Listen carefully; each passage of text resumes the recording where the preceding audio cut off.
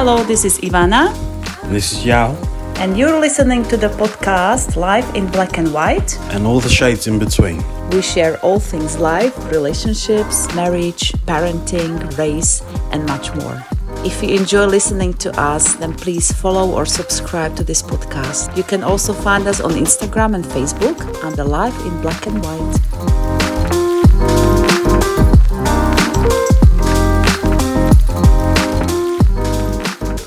Welcome back to the 13th episode of our podcast, Life in Black and White.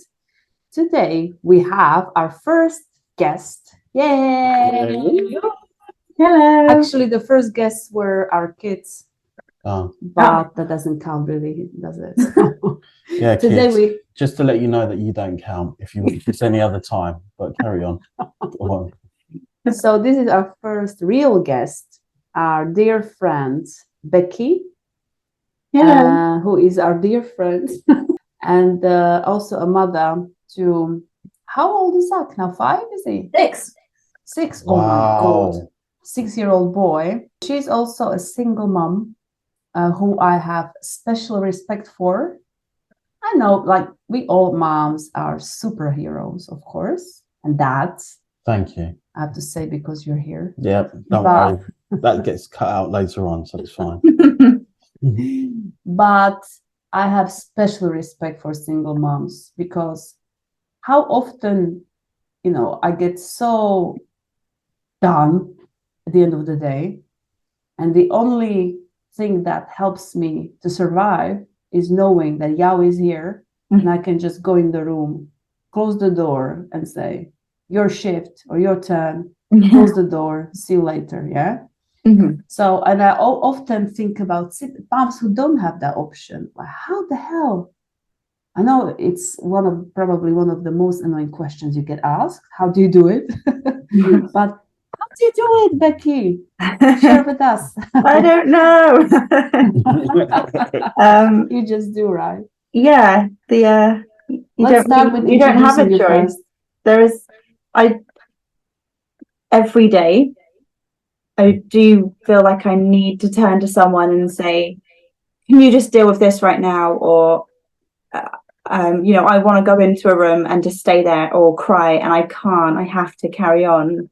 And so instead I get angry, which isn't good. And then I feel stressed and I end up shouting because I don't get that breathing period. I don't get to go away for an hour or 5 minutes and shut down. I have to be always just on it with him. It's really tough, and I call up his dad sometimes if I get too overwhelmed, and I know there's nothing he can do at that moment, but just to voice it, just to be like, oh, I'm stressed, I'm angry, he's done this, what can I do, what should we do? Just having the other person on the end of the line it's not helpful. I don't know why I do it. I think I'm looking for anything, any sort of help. And I don't know what the right answer is. The worst thing is when I have to say no, when he says, Mummy, can you play with me? Because there's nothing I want to do more in the world than play with him. Yeah. But who's gonna, and I say this, okay, we get the invisible lady to finish cooking. Or where's she gone? Where's the invisible person? We get her to clean and do the dishes and look after the dog and tidy up and make this and fix that. I have to do everything on my own all day, every day, all night, every night. And, it doesn't stop at what you think bedtime, 7 o'clock, you're going to have 3-4 hours to yourself. I don't, because he doesn't go to sleep till about 9:30. And then after that, I'm absolutely exhausted and riddled with guilt because I didn't play with him. Yeah. Or it's too I can't imagine. to go to bed, but that's the only, he struggles with his sleep. So yeah. Let's start. Maybe we should have started with your story. Sorry, I just jumped right in the tough stuff. But let's introduce your story a little bit, like as long as you're comfortable sharing. Yeah. So, my ex-husband and I were together for 4 years. We were okay. Wouldn't say we were overly happy. I fell pregnant, so we obviously stayed together. Got married during my pregnancy for just for other reasons that I won't go into. I wasn't like, running away, or there was no crime involved, nothing like that. Just nothing dodgy. So we got married, and that Zach was born, and then that was that. Really, it just went downhill from then on. I don't blame Zach. I think Ben and I would have broke up anyway. It just made it a whole lot harder because I was 26 and nowhere near ready for a child. It was just Christmas drink sort of thing, didn't use protection. One time. Boom, baby. So unexpected pregnancy. I had no idea what to do. Before he was born, I'd never even held a baby. I've not been a baby person before. When children, when you're little girls, they kind of love playing mum and having baby dolls and I was just so not interested. I just wanted to climb a tree or just do something way cooler than hang out with baby dolls. And I really, really didn't know what to expect. And then I found it really hard. I think I had postpartum depression, but I don't know. No one ever said that. They just wanted to give me antidepressants because I felt suicidal at one point. And I remember going into the bathtub and thinking, I don't want to get back out. Zach would have been about 1 at this point. So yeah, I did go under. And then I heard something. I think it was Mason, my dog, just walking around, and heard his paws on the floorboards. And I thought, fuck, who's going to walk him? Who's going to walk him tomorrow? So I got out and carried on with my shitty life. I really, really hated my life. Really hated it. I worked in Sainsbury's, and I had to wear a stupid hat with the netting over your face. Yeah. Oh, it's just awful.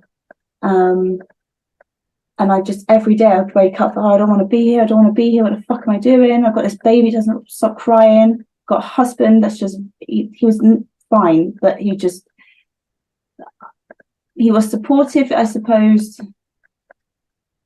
In black and white, he did a fine job and he was a good dad. But he felt so hard done by all the time. And I just feel like he wasn't there for me emotionally. He wasn't an emotional person. I am. I should probably, this anyway, and I'll probably end up crying or something during this podcast. But I am an emotional person. He wasn't, and that really, really was the big difference in the end. Was he not supportive when you had depression and all that stuff? No. Right. How did he react? Just quite cold, very cold, actually. As if I would feel guilty if he didn't have enough protein in his dinner. And he wouldn't go out of his way to make me not feel bad about that. Right. There was no are you okay? Or no, it was nothing like that. And we drifted apart. So we get on much better now than we did when we were together. What happens? Yeah. So it got to Zach was 1.5, and Ben moved out. He snapped at me, and I snapped back, and I said, I think you should move out. And then that day he did. Zach and I got back home, and all his stuff was gone. So it was just me, the dog, and the baby. And then that was 5 years ago. It's still me, a dog, and a baby, a 6-year-old baby. Don't worry, even if they're 36, they're still going to be babies. Oh, yeah, he has already asked if he can live with me when he's an adult. Yeah. He's like, but we can't marry though, Mummy, because you said the police said that we can't do that. That's right. That's it. I can still cook you dinner, but we can't get married. No. That's nice.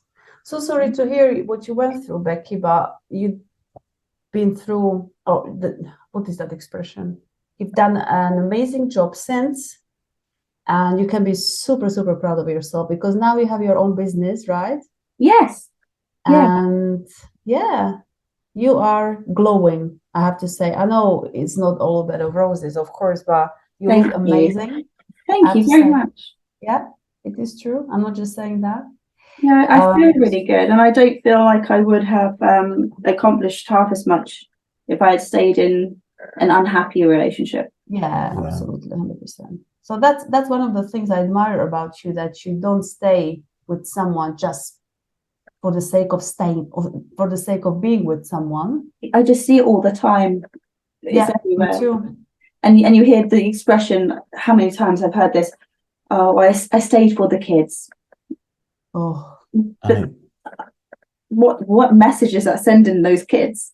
Yeah, exactly. Absolutely. 100%. So the first question we had for you, I think you already answered that. What is the biggest challenge of life as a single mom or parent? Yeah, I wrote. You already answered that, didn't you, at the beginning? Yeah, feeling guilty because you think, well, he asks about daddy a lot. He loves his dad, and they've got a great relationship. It's when, it's really tough. It's always been the case. It's when they say goodbye. Mm-hmm. And Zach will cry sometimes, or daddy, and Ben walks away and you can tell he's sad. And it's when the father figure walks away from the home to his new, life, his partner and her children, and they're great, and I'm really genuinely happy for them. But it's like for me, it's kind of like walking away again. It takes me back sometimes, and it's not a regret, it's just hard. Of course. So it's he's Zach asking, he always says, oh mummy, I want a brother and sister, and so has a brother and sister, and when we see families out together, and I notice his eyes watching them, that's hard. Not being able to give him what he thinks he wants. If realistically, if there was another baby here, he would get half the attention, and he'd hate that. So I think even when you reflect back, and like you're saying, there's certain things that you pick up, isn't there, that you see, like going past the family and things like this. But what time you do have to give him, you give him, right? So I give him everything. Yeah. And I think sometimes, he's still young, but he understands that mummy loves him. So there's probably no two ways about it and things. And it's only maybe later on in life that we really do appreciate what our parents or parent or whomever is looking after you, they do and what they sacrifice to make sure that you're okay. Often after we have our own kids, now that's when we understand. Oh. But we know how much our parents put into it. Yeah, exactly. But if you have a snuggle and stuff sometimes, even if you might say a crossword or something, this is all part of being human. It's nobody. There is no guide. Apparently there are guides, but even those guides and stuff. That would be the richest person in the world if they had a guide to how to do parenting. Absolutely. Then I was thinking about this. Every single person has their own idea of perfect. Yeah. So in this, that makes no sense. So like, what does perfect even look like? You have an idea of how you want to raise your child, kind of. Don't want them to be an arsehole. That's always quite nice, isn't it? Yeah. Maybe I want them to be smart. Maybe I want them to be athletic. You can't help but have these little ideas in your head. Like, I love acting, so I wanted Zach to maybe go to drama or stage school. He's not into it. Fine, I'm not going to push it. Dad likes rugby, so he might try that one day. If he doesn't like it, he's not going to push it. But we have these. Imagine if everyone's child just grew up exactly the same. It would just be so boring. It wouldn't work. So no one person can write a book on it. It's so The logic knows individual. that, we just can't help it to still feel like. Yeah, like with guilt, I can't help but feel it. It's such a stupid emotion. It's a wasted emotion. I tell children this that I teach. I say, you know, you don't need to carry it, but I carry it every day. Like, you know, Mummy, play with me. I'm cooking. I can't. I've got to do this. I've got to do this. There's so much to do all of the time. And then I get so overwhelmed and angry, and then I shout, or I might swear at him. I did it again. Now I feel guilty about that. And this poor kid just wants someone to play with. And then I think, right, well, I can't give him a sibling. I'm a bad mum for not playing with him. Now I've shouted. Now I've sworn. This poor child. And then I picture him, you know, being depressed one day because he didn't have anyone to play with and he got shouted at just for wanting that. But I think this is, how do I put this? This is brilliant that you're saying what you're saying and stuff now, because this is the honesty in living life, isn't it? It really isn't a bed of roses. You know? Yeah, I said to the doctor the other day, I said I wanted to smack my son. And I straight away I heard him typing in the background, and he wasn't, the first 5 minutes of the conversation he didn't type. And as soon as I heard that, I said that, I heard, I thought, oh fuck, child services are gonna come round. And then I was like, I didn't smack him, I wanted to. And I said, do you think that makes me a bad parent? He said, I think every parent has wanted to smack their child at some point. The fact that you said it, it's just you're honest.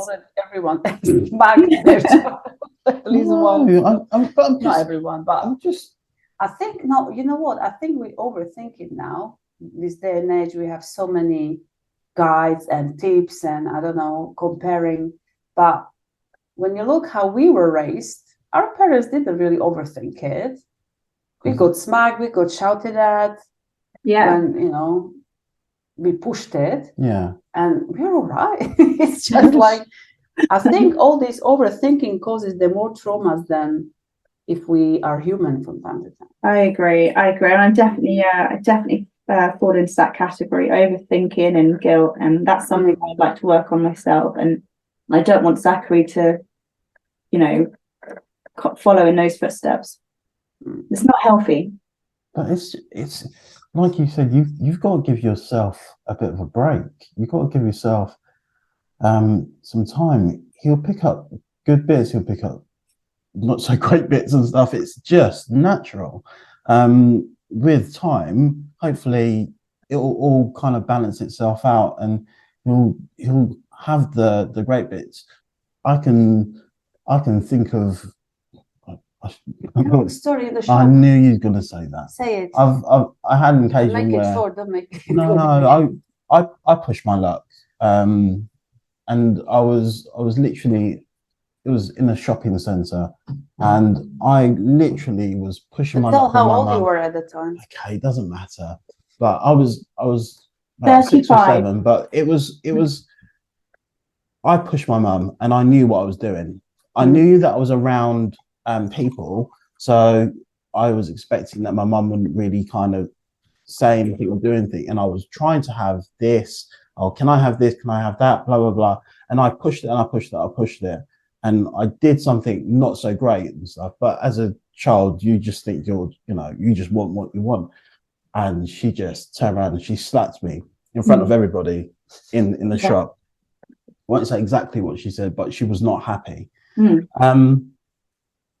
But I'm not, don't get me wrong, I'm not condoning that you just go and smack your child or anything like this. No. But it made it very, very clear what the boundaries and stuff were with me and my mum, what I could do and what I couldn't. And me thinking, and I did know at the time that because I had people around, there's no chance that she's going to turn around and tell me no or say blah, blah, blah. But that's one thing of our family. We don't shy away from telling our kids what's right and what's wrong. Part of that process is learning to kind of understand that there are boundaries to what you can and what you can't do. I'm not saying that the smack is what you need, or but you only even got a smacked shout. once. No, that was the only time from her. And that was I quickly learned. don't push the boundaries and stuff. And for like Yao, that. it's a funny story now. It didn't traumatize him in any way. No. No. Actually But helped. can you imagine seeing a mum in the supermarket now do that? You're going to see 6 other people with their phones putting it on social media. Yeah. There's a lot of pressure from all sides. It's like everybody's staring and like waiting for something to maybe kind of waiting. I feel like that. I feel like the other parents are around waiting for me to just kick off. Yeah. And I give in to them. I give them a little show. It's fine. Yeah. No, and it's like, I think just giving yourself a second to just say, you know what, X amount of people are, and I'm not saying that exactly what you're going through, but they're having the same thoughts. Yeah. And to say that they don't, they're lying. Yeah. Because you must do. If our little cherubs are being amazing and all going crazy, and I'm sorry, but I'm not thinking, all I want to do is hug. Yeah. What you want to do is just say, I love you, but you're being a bit of an arse and stuff, right? Yeah. We have something in our house. We say, well, it comes from my granddad, actually. He's made up this rule list. And it's like rule number 19, observation, rule number 19. So I made up one. Rule number 1, don't be an asshole. So that's what me and Zach say. I go, Zach, rule number 1. And his friend came over a few months ago. This is when they were 5. Yeah. And I said, Zachary, rule number 1. And he went, George, that means don't be an asshole.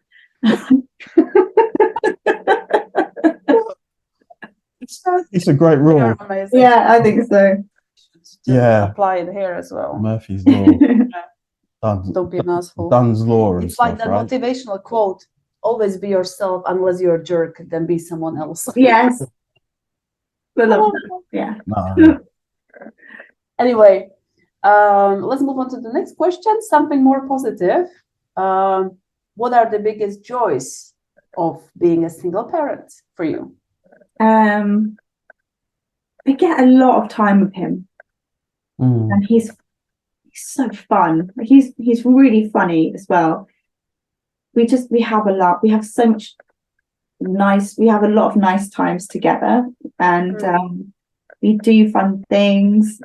I get to see him learn, and think, and grow, and be curious, and we're each other's person, and it's just quite special. We've got a really, really special bond, and I give him a lot more time than most mums could probably give their children, which is really nice. I think because my job, that's quite helpful. Also, when he accomplishes something, I kind of feel like extra proud, like, I did that. Well, he I did. contributed to this. Yeah. Yes, I contributed to this. Oh. Yeah, I'm so proud of him at times. Sometimes I'm not. Sometimes he's just not very good, and I'm embarrassed sometimes of how rude he can be. But then he'll just come out with something so brilliant, and I feel really proud. Good. You should do. Like I said, it's going to be up and downs, like with what they pick up and what it takes ages for them to really kind of start, understanding, okay, maybe I shouldn't have said that, or maybe I shouldn't have done that and things. And it's like, what can you do? It's all part of the learning process. Annoying at the time, but he'll get there.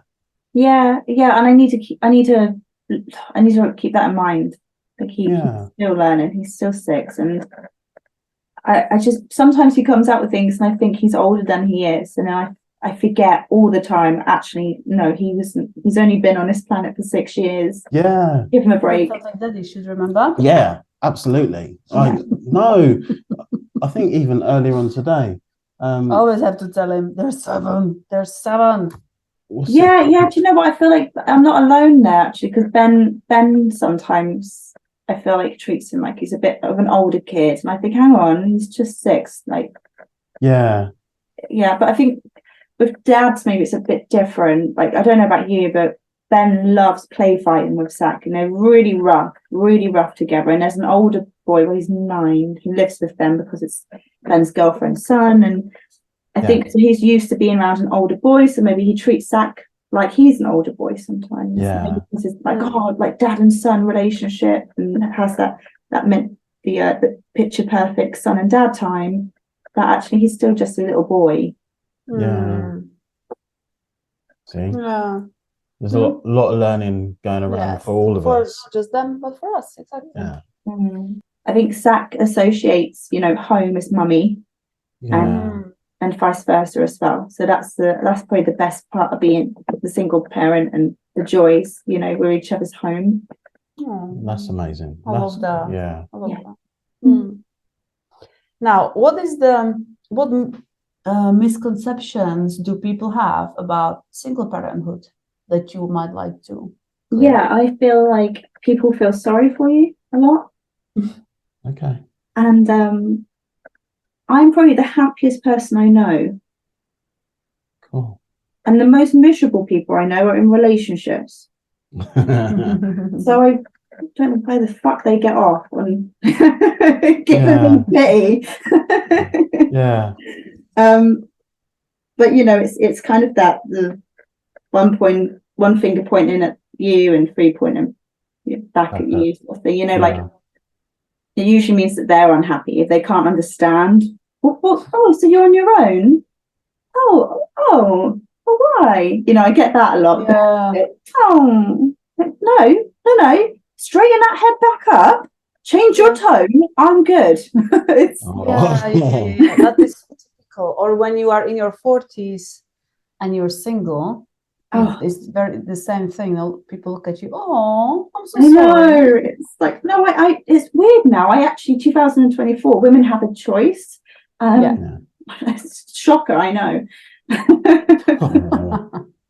I just feel like people can't get used to that. And even earlier, my mum is amazing. She's my rock, my best friend. I adore her. But obviously, different generation. She was talking about someone she's recently got back in touch with, and she said, "Oh, I just thought they'd, get married and have kids, and I just feel quite sad that didn't happen for them."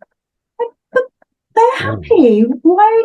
It's almost like you have to be paired up, and release spawn into the world, and then that way you tick the boxes. Yeah, I know. It's like when I was pregnant with Baby Yaw, and people ask, "What is it? What are you having?" And I said, "A boy." No, and people were sorry for me that I have another boy. Yeah. What is wrong with you? Are you disappointed? Oh my God, exactly. Don't worry, you'll get your girl next time. Disappointed in you and your reaction. It is this idea of having things certain way, and when you don't fall into that pattern category, then something's wrong with you, not with them. Yes. With you. Yeah. So I'm glad you're saying that. And there's this whole thing again about like people staying because of the kids, and that is the worst thing you can do, I think. It's almost like you forget to live for yourself, or they just don't feel like they've earned that right. Like, no, I'm a mum and I'm a wife, and that's that. I just I couldn't. My life had barely started. I think at 26, and and I don't know. I don't know if I'll ever be in a relationship again. But it's just that's the furthest thing from my mind, because I'm just happy. Happiness goes a long way, right? Yeah, and I want Zach to see that. I want Zach to be like, and I said, because he says, "Mummy," sometimes he'll say like, "Why doesn't Daddy live with us?" or stuff, just little questions like that. And I say, "Well, Mummy and Daddy we were friends and we got on very well, and then we loved each other very much. But then after a while, we didn't really get on very well. So Mummy wasn't happy and Daddy wasn't happy. So we decided, let's stay friends, but we just won't love each other in the same home anymore. And now Daddy's so happy.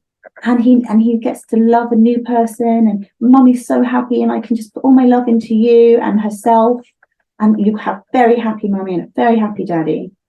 Otherwise, we'd be very unhappy in the same house. Mm. And you simplify it for a child, but sometimes I feel like you really need to simplify that for the adults as well. Yeah, absolutely. Absolutely.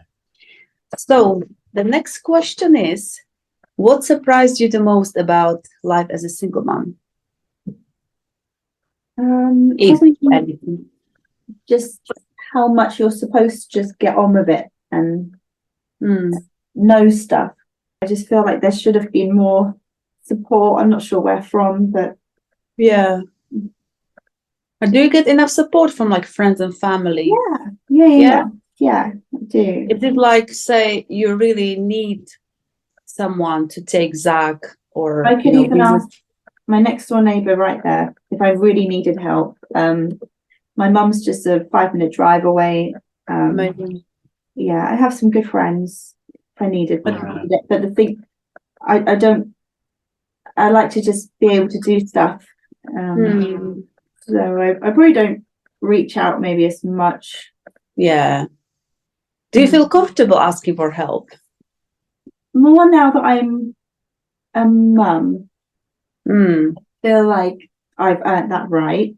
I feel like I go through so much shit on my own that every now and then, if I ask for help, I've earned that. I'm allowed to do that. So how has being a single parent changed how you think about relationships, dating? And has it? Yeah, I'm sure it has. I mean, I've got high expectations now of people because they wouldn't just have to be good with me; they'd have to be fucking brilliant for my son. Yeah, I wouldn't take any shit. And I feel really sorry for the next person that has to date me. Do you have any rule, like if you start dating now, like how long do you have to know them before you introduce them to Zach? No. So this is where Ben and I get a bit, I don't know. Ben's very proper with that. Like, him and his partner were dating for, oh God, I don't know, a few months. And he messaged me saying, oh, Becky, I've been dating a woman now. She's got 3 children and we've been dating for a few months, 3 or 4 months. And I'd really like her to meet Zach. Can you let me know when and if you're okay with this? I was like, oh my God, yeah, great, go for it. Because, I mean, they meet new people all the time. Yeah. And like in the shop, he'll make best friends with the postman. He hugs the waiter. Like he just hugs random people all the time, and he's super lovely. And so if I just had a new friend, he meets my new friends. You know, I don't think it's any different. People come into your life, people leave. I'm very used to that, and I want him to be okay with that. I love that. I don't want him to expect it. I don't want him to be like, well, they're just going to go again. But I don't want him to be like, oh, well, now you need to stay in my life forever. So, yeah. I love this. I love that because I only saw that in movies when moms waited for, for it to be serious enough to introduce them. But then it's so much pressure. I just feel like it pissed me off. I have had 2 relationships since Ben and I divorced, and so Sax met both of those, lived with one of them, and it's almost like Ben's tried to make me feel bad about this. He brings it up and lots whenever he can, and that's how he deals with it. Fine. I've just learned to kind of just take that on the chin now, and I'm over it. And maybe one day he will be, but I feel like I want to say to him, oh, how lovely that you have this glass ball, this crystal ball that you look into, and you know that the person you're with now is going to be the person you're with forever. Where can I get that? I didn't date these people thinking, oh, we're probably going to break up soon. I dated these people thinking, well, this is it, I'm going to be with them forever. Of course. Because you're in love and you're like, oh, it's great. And then you realize that they're psychopaths after. Or just fucking losers. Yeah. Hi, if you're listening. I was gonna say, yeah. Make sure we get. Thanks for Yeah. wasting my time. Brilliant. Oh, Oh, funny. that got me. Yeah, that's amazing. No, that but that you found the strength to move on when you felt like it's not right. I love that. Yeah. I was just gonna say, if you got the old emails and things, just let us know and we'll send a copy to them. I absolutely do. Feel free. Yep.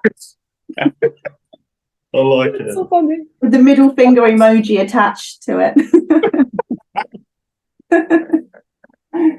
Oh, Okay.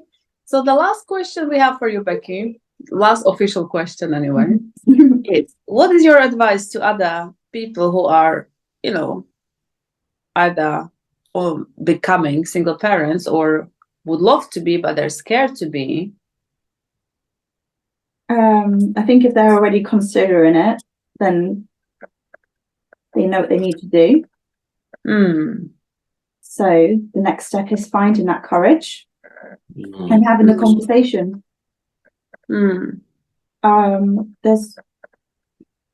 It's one of the hardest decisions that you're going to make as a parent and as a person, but you're not ruining your family. You're giving your whole family a better chance of happiness, including if you're a woman, you're going to give the children's dad another chance at happiness, and if you're a man, you're going to give your children's mother another chance at happiness, or you're going to see happy parents instead of two miserable ones being bickering and growing bitter and resentful, and then one day they go, well, I stayed because of you, and then you have to grow up with that guilt and my dad wasn't happy because of me. It's just a vicious cycle, and break it and give yourself your life back. There is so much I've done in the last 5 years, and I know I wouldn't have done probably none of it. I've had amazing holidays with Zach. I've got back into acting again. I started a business. I've started another business. I've made some amazing friends. I took up swimming and roller skating. Zach and I do random discos and dance parties together. I have great conversations. I have brilliant friends, and I feel so proud of myself, and I can look in the mirror now and say I love you, and I mean it. Whereas before, I felt like a shell of a woman, and he's told me before he felt like a shell of a man. There was just nothing. We felt dead inside. And if you're considering, parting ways with your spouse, don't underestimate how hard it's going to be. It will be really hard, and no, with times you're going to fall over and just cry. But it'll be so much work. Okay, so I've got a good example. I had my daith pierced recently. I don't know if you can't see it because it's a podcast, but it really, really bloody hurt, like a lot. They said it's going to hurt for 3 seconds, and it wasn't. They lied. It was definitely 4.5 seconds. It hurt so much, and I was such a baby, and I was panicking, and I was hyperventilating, and I had 2 people with me, strangers that work there, and they said it's going to hurt, but imagine your next. Oh yeah, sorry, I was getting it done because I get migraines, not because I think it looks cool or pretty, even though it does. I get migraines. I get them I had them every other 2 weeks or so, and they were just completely. I was in bed for days, really bad. I couldn't function. And I thought, God, I can't do this. Can't keep carrying on like that. Carrying on like this. So I went to get it pierced, and he said, okay, picture the next time you have a migraine. How much then will you regret not getting this done? Because this is going to last 3 seconds. How long does your migraine last? And I'm going to use that analogy because I think, it will suck sometimes, and you're going to feel lonely, and you will cry, and maybe think, oh, did I make the right choice? But in the long run, I don't have migraines anymore. Wow. Oh my God. Wow. That's Love that. that was Love that. amazing. That's a brilliant something to have there. Wow. I don't even know what to I'm say. saying, I know. No, amazing. That's Amazing. really powerful And way. you know what? You said so many amazing things about life as a single mom that you actually made me excited.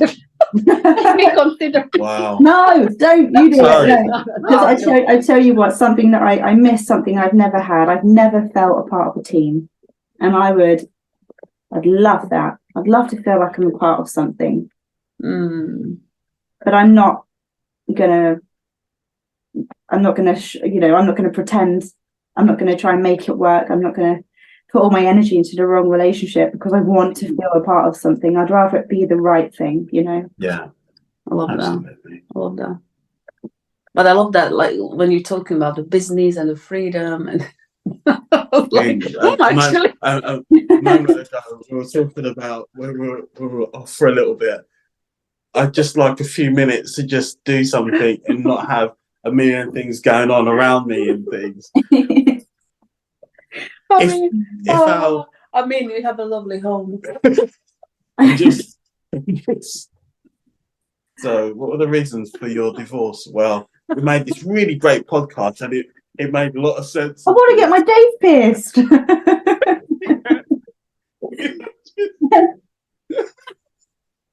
You can do all of those things and still be in a relationship, but only if it's the right relationship, because your other person would support you. Even when you have the right relationship, it doesn't mean it's all bed of roses. Yeah, but we talked about this.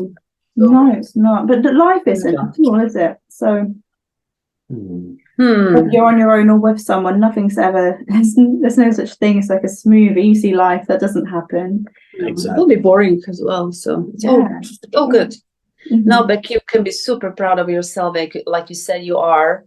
You have so many reasons to be. So thank you so much for being here. Thank you for sharing your story and for being so honest. Yeah. It's so refreshing to, see something and hear something real in this perfect world of social media and all that stuff. So Becky is very special to us, apart from other things. She looked after our boys when I went to labor. Yeah, you're amazing. Baby Yaw. Yeah, she was. I didn't want to give them back. They're wonderful. And they called you. How late was that? I think it was midnight. No, something like that. Yeah. And she was just there, despite being, on her own. It's just amazing. Just amazing. Just a great friend. We don't live nearby anymore, but we still love each other, don't we? Yes. Oh, good. Very much. Even though she put you on the spot. Yeah, I was gonna say I put you on the spot there. You still love me, right? Yeah. Right. So thank you so much, everyone, for listening again. And we have to mention the review, don't we? Review. We don't need to mention it because they're already looking to put a great review and stuff on there anyway. Becky, that goes for you as well, right? You know what, that, right? Pressure, but no pressure, but if you want to leave a review, then yeah, of course. If you want, I'll do anything. So thank you so much again. Good luck, Becky, with everything, and we'll wish you all the best. And I'm not gonna say Yaw's line. Wish you all the best in your endeavors. He always says that, but just wishing you all the best and good luck, my love. We love you so much, and thank you for being here. Bye.